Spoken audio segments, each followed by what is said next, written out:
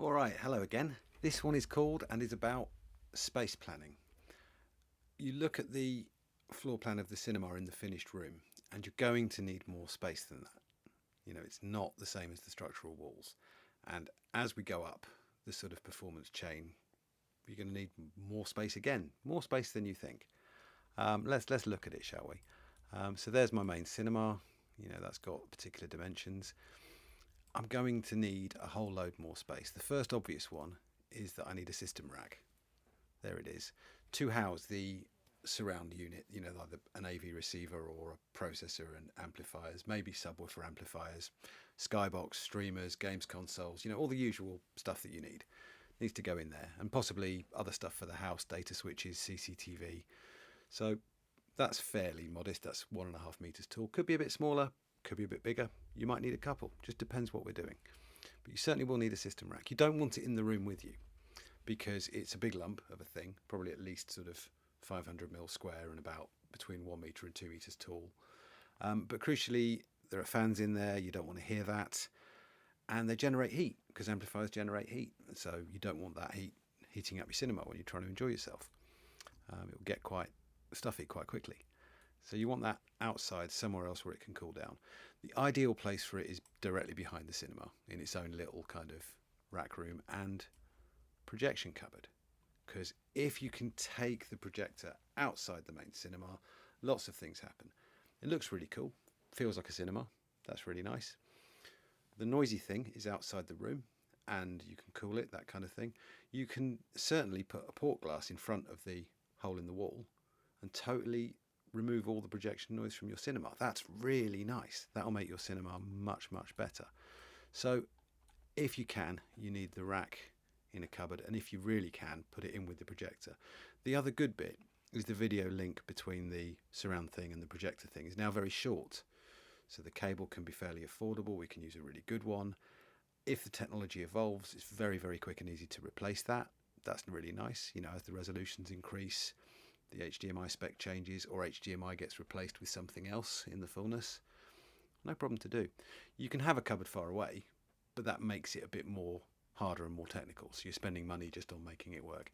If you're able to do this sort of thing, really, really very good. Next one is the screen speakers.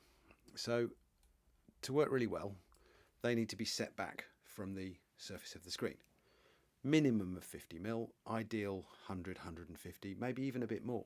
Depends on the detail, depends on what you're having, what kind of screen you're having, that kind of thing.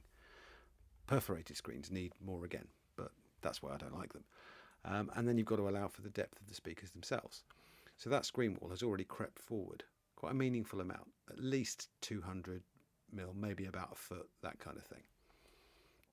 Okay, and then the side walls, they probably need to come forward. Could be 100, 200 mil. I've done 50 before with some very, very slim speakers, but it was a compromise that I only did because we didn't have the ideal amount of space. So if you consider between 1 and 200 mil for those, if you're going top end, you'll probably need more again. And you'll have more speakers and they'll probably be at angles, so the amount of space you need just kind of all creeps in. But the hardest one to accommodate is going to be subwoofers. These are all subwoofers. I'll just talk you through that a little bit. Okay, so that's a standard box sub. You know, it's kind of a cube, probably about 0.5 meter cubed or thereabouts. When I started doing this, that's all we had was box subs, and we were happy, you know. The hard bit though is they're hard to get in the room invisibly. If I sort of show you what that looks like. Pop him in the corner. Let's pop another one in the corner. That's what you would get. Now, I don't really want that if I can help it, because you always see them if they're in the room with you, and also it's a hard reflective surface in the room with you around the edges. Could easily catch up some stray light from the projector, which would be distracting. I don't want to do this. However, the good bit about box subs is that they're widely available and very cost effective. So if you can build forward a bit more, given you already had to go about 200, and sink them in so you never have to see them, well then I think that's really okay. Certainly if you've got limited system budget, but you're okay on space. Let's say the room that we're doing is a bit longer than you need anyway, so we could take a bit out the back for a rack room, take the bit out the front, hide some box subs in there. Yeah, that would be really all right. So never say never. Those are the pluses and minuses. Next one, this is a space-saving sub. So okay, it's about 1.5 meters tall, about 100mm 4 inches deep, and they've done that deliberately. So it's got some cabinet volume, and you can get probably a 12-inch bass driver in there, which will be definitely okay.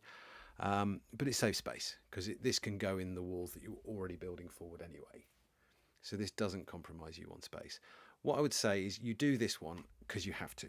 You do this one because you're tight for space, but you're okay to spend a bit because it'll cost more. It'll cost a bit more than the equivalent box design, really. And also the other thing about them is that the amps go outside. The amp will be in the rack. Cool. If you can find a bit more space though, for example, you can go all the way up to something like this.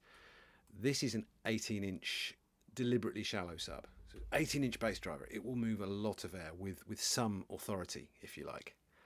But it's the shallow version. It's the space-saving version of a design that we like. It's very good. It's very high performance. But this one of it, with a similar single 18 driver, is better. That's the ideal one. It's just that this one's just over 250mm deep. That one's 380. So it's that kind of price, performance, budget, space trade-off. And you can certainly go bigger. There are bigger subs than this around. This one is fun. 24-inch infrabass sub. You have one or two of these as well as your main subwoofers, and this is to fill out the very, very low bass information that is in film soundtracks that most standard subs just don't get to. So 24-inch bass driver, really kind of supplementing the low end. They call it infrabass. It's very cool. Two problems. It's quite big. It's got a cost. So if you're doing one of those, it will be transformatively excellent and it will cost a bit. But yeah, those are your options. Regardless, what I think is, if you've got a home cinema in your future, even actually before you get planning permission for the build thing that you're doing, talk to someone like me, because we can go through all this stuff and we can work out quite quickly, okay, this is the sort of performance level we're shooting for. This is the amount of extra space that you're going to need. If you do that before the walls are signed off, everything can be lovely. Excellent.